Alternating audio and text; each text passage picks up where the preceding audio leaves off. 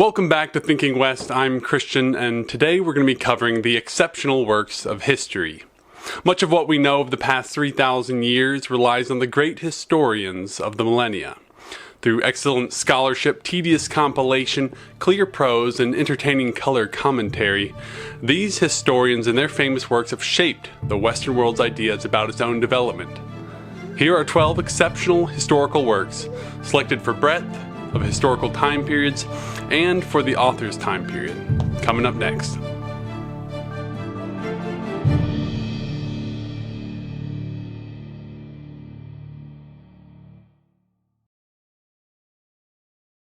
One of the most famous works of all time, Herodotus' The Histories tells of the wars, culture, politics, and geography of Greece, the Middle East, and the northern African regions.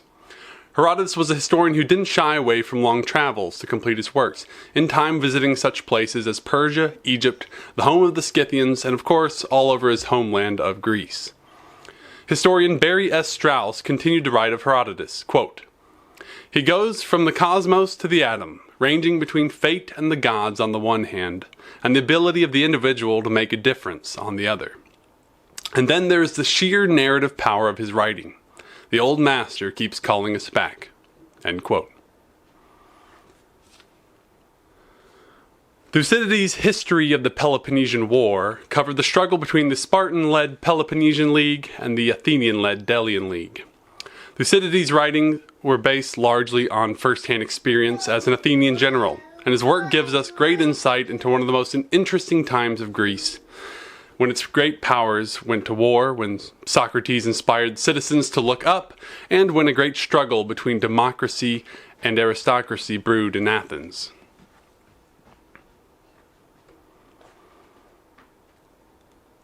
Anabasis by Xenophon details Cyrus the Younger's mercenary army and their journey to overthrow Cyrus's brother, the Persian king Artaxerxes II, at the end of the 5th century BC. Written in 7 books around 370 BC, Anabasis is often translated as the March Up Country or the March Up of the 10,000. Now famously, Xenophon attempted, according to Plutarch and most modern scholars, to separate his authorship from the work entirely, given that he was also the subject of the work. Now Xenophon's work had a profound impact on the generations to follow, with some suggesting it inspired Philip of Macedon to consider how a small but well-trained cohort of Greek soldiers might stand up to a much larger Persian army. Josephus was a 1st century Roman Jewish historian who wrote his most famous work, The Jewish War, in 7 books to span from approximately 168 BC to 73 AD.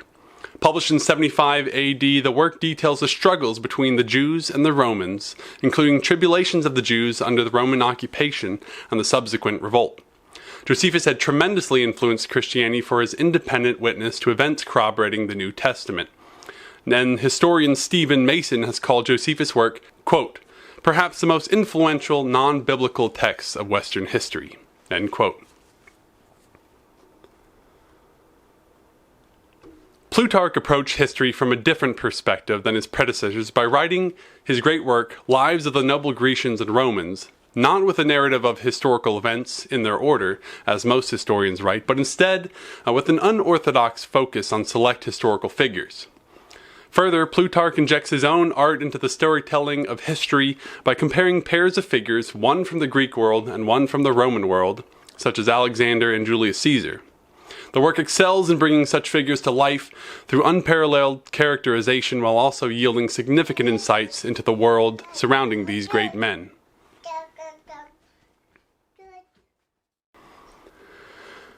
Compared to other works on this list, Tacitus' The Annals describes a relatively narrow span of Roman history from 14 to 68 AD.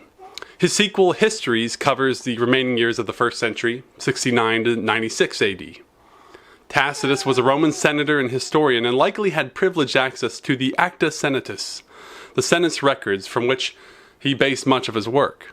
Historian Ronald Meller called the Annals, quote, "Tacitus' crowning achievement. It is the pinnacle of Roman historical writing," end quote. Church History is a 4th century work by Eusebius, Bishop of Caesarea, attempting a chronological account of Christianity's early development. Because Eusebius had access to the theological library of Caesarea and direct access to documents, letters, and extracts from earlier Christian writings, Eusebius' work provides some of the best preservations of early Christian sources. Though not comprehensive in its treatment of early church history, it yields a great insight into such details such as the succession of bishops, the history of many Christian teachers and prominent Jews, and the development and decline of various heresies, relations between Christians and pagans, and the martyrs. First published in 1577 AD, the Holinshed's Chronicles is a 3-volume history of England, Scotland, and Ireland written by various British contributors. The Holinshed's Chronicles is credited with influencing such contemporaries as William Shakespeare, Christopher Marlowe, Edmund Spenser, and George Daniel.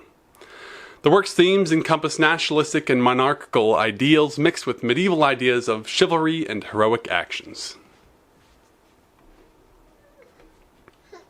Edward Gibbon's The History of the Decline and Fall of the Roman Empire is organized in 6 volumes, beginning with the empire at its peak and concluding with the fall of Byzantium in the 1400s.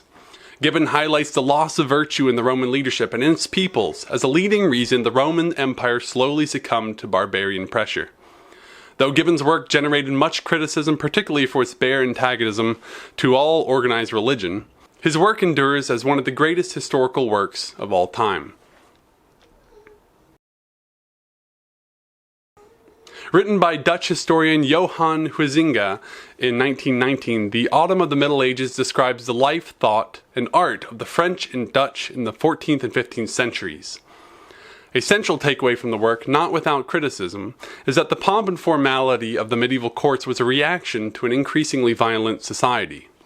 Though likely the least known work on this list, Huizinga's work nonetheless gives the reader a unique look into the French and Dutch medieval world. Alright, The Story of Civilization, written by Will and Ariel Durant, begins with a work covering the early history of Persia, India, China, and Japan. Subsequent volumes shift the focus westward to the Western world, covering ancient Greece, the Roman Empire, the Middle Ages, the Renaissance, the Age of Reason, and up through the life and times of Napoleon I. The Durants, unlike many of the historians of the previous titles, wrote largely for a lay audience rather than for scholars. While largely insignificant in historical scholarship, admittedly, their work was incredibly influential for making history interesting to the masses. Last but certainly not least is The Rise and Fall of the Third Reich. Written by American journalist William Shirer, this work details the short history of Nazi Germany. He used many first-hand accounts, including the diaries of Goebbels and General Halder, and his own journalistic experience in the 1930s. Shirer believed that Hitler's rise to power was a result of Germany's desire to restore their national character after World War I. Shirer's masterpiece, though not without its critics, as any good work of history is bound to have, remains as one of the greatest historical works of the 20th century. So there you have it, 12 great books of history, though there are of course many more, and I'm sure many of you can comment below with your choices of what should have been on this list. I certainly have 100 more I could have put here, but 12 is a good number. Comment below with the other works that you were thinking of including, and if you liked this video, please like and subscribe to our channel or visit us at ThinkingWest.com to read more articles on things like what this video has covered. Until next time, read on.